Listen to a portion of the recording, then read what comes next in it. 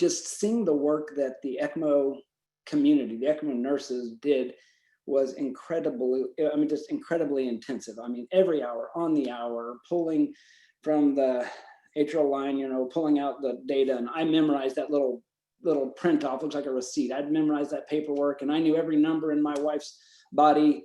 I knew what her CO2 had done 6 hours ago, and I knew what I wanted it to do in 6 hours from now. And but the only reason I knew that stuff was I asked a lot of questions, I'm sure to the annoyance of those on some of you on this. But you were very technical, and you knew everything about her. And I credit you to the fact that we're sitting here together having this conversation. It's, you know, I saw other people on ECMO, and I'll be honest with you, not everybody had the outcome that we did. But I will tell you, even those families that maybe their loved one didn't get an opportunity to come off of ECMO, which, you know, I don't know what their situation leading up to it was. The families were always very appreciative for what was going on there. It gave them time to be with their family member, which, you know, was what I never thought was going to be the answer, but was always prepared for that to be the answer, and just appreciated that extra time. However, our story turned out with a really happy ending, as you can see. Kerry was able to wake up and to come off sedation and to get her hair washed and her hair brushed, you know, and you had Nicole and Julie doing that. And I could give you a list of names of nurses that were involved, and think of them often. And to see her on ECMO walking, and I have a video of her walking. She lost weight down to, I think this was post ECMO, but down to 66 pounds at one point in time. This was a very sick person. Very sick person, but yet her will, and I think coupled with the fact that her nurses were so encouraging, constantly saying, you know, you can do this, Kerry.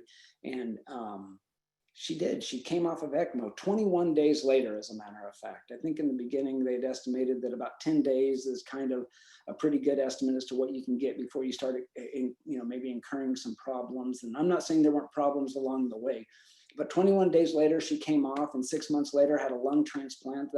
This all happened in February. And then in October of 2016, Julie, that was the dates that she was looking for.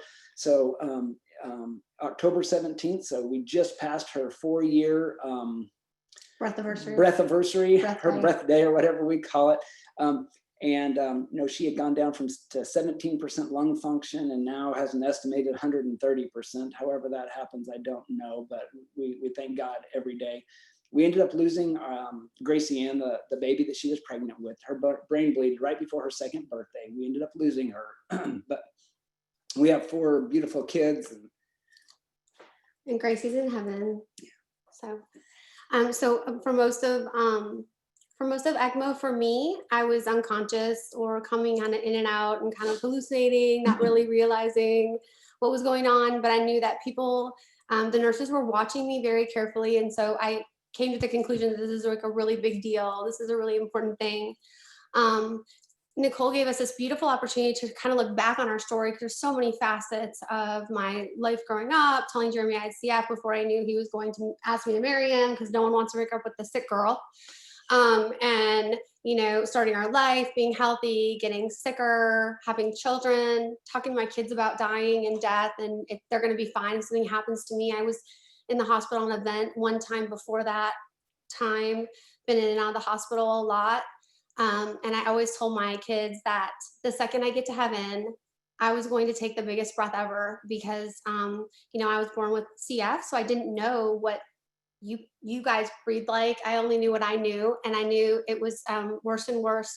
And I remember thinking, if I had any kind of injury, not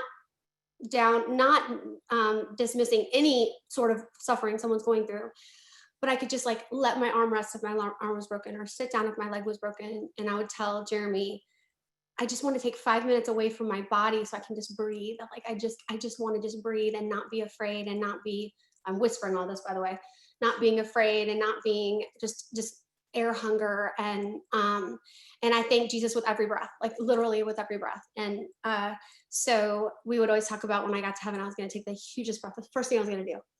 And So when Nicole contacted us about the ECMO, really getting to focus on that specific thing, the morning, 3 days after I received my lungs, my doctor took out my feeding tube, and I all of a sudden just, I could breathe. I could breathe before that, and I didn't want to take my oxygen off. And they said the problem with organ recipients is they don't trust the organ. And so I trusted them that I could breathe, but I was always afraid of suffocating. And so when he took my feeding tube out, I got that huge breath that I'd waited for my whole life, and not really knowing when I was tiny, but, and I just burst in, I didn't burst in tears. I started to weep, and Jeremy knew, he knew. And he's like, call the doctor back in. He's like, she got her first real breath. She got her first deep breath. This is going to happen in heaven. And she just got it. And so I hugged the doctor. We took a picture, and then Jeremy turns on the phone and goes, make a video right now. We're going to talk to your donor's family. And I'm like, oh, I don't know what I'm going to say. He's like, just tell me what we're videoing right now. You have to say something. And which was really beautiful, because I got to really experience it and thank them. I haven't ever gotten to meet them, but thank them for what they gave to me. And so when Nicole gave us this opportunity to look back on all these different things that happened, without ECMO, I wouldn't have gotten to even be home on oxygen waiting for my lungs. I wouldn't have even gotten to take that first breath that I was going to take in heaven. I wouldn't be a mom of 5 kids, 4 here with us. I wouldn't be able to, that story would have ended 4 days into my life, after my birthday. I actually stopped breathing on my birthday. 4 days after, that would have all been done. And so really to pinpoint it, there's so many facets, but honestly, when Nicole had us really think about this, without ECMO, like none of the other surgeries, suffering, bad things, good things, ups, downs would have happened, because that was my primary lifesaver. And so I just want to thank you for having ECMO. And if I would have passed away, which everyone kind of assumed I would, we wouldn't have even known that, that even existed. The only reason why we know is because it saved my life. And I feel really indebted to, obviously, to our Lord, to this machine, this technology, the nurses that want to be trained in it and are trained in it, and all my nurses that took care of me. That was the turning point, because without that, like Jeremy said, like we wouldn't be sitting here. And so that was my ultimate lifesaver. We could go on and on. Yeah. We tried really hard to just hit the high points. We know. So, but I don't know what more we can say, except for thank you. And for those of you that are involved in this, you need to know the impact you have on others. And it's not just the patient, it's the patient's husband, it's the patient's kids, it's the grandparents, it's the aunts, the uncles, even other nursing staff. Kerry's story was pretty traumatic for a lot of people, being that you have a pregnant woman undergo all this, and then the story that follows from there. And where most people, and this is truth, most people say, why me, why me, why me? And we actually thank God every day that we got the chance to experience this. I wouldn't write the script that way, but to have experienced it was that positive an experience that we can thank God, we can thank you, obviously, for what each one of you have done and do for others, whether it be us or others, just being involved in this, and that importance.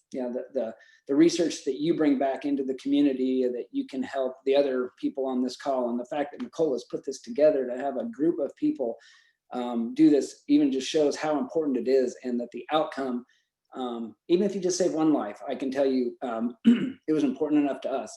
So thank you all for what you do and for dedicating your life to ECMO.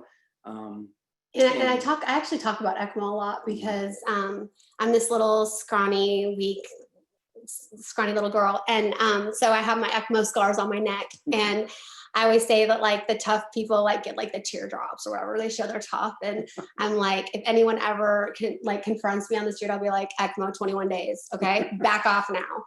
Anyway, that's just my little funny that I use, but I still have my scar, and it reminds me all the time of how precious my life is and how ECMO saved it.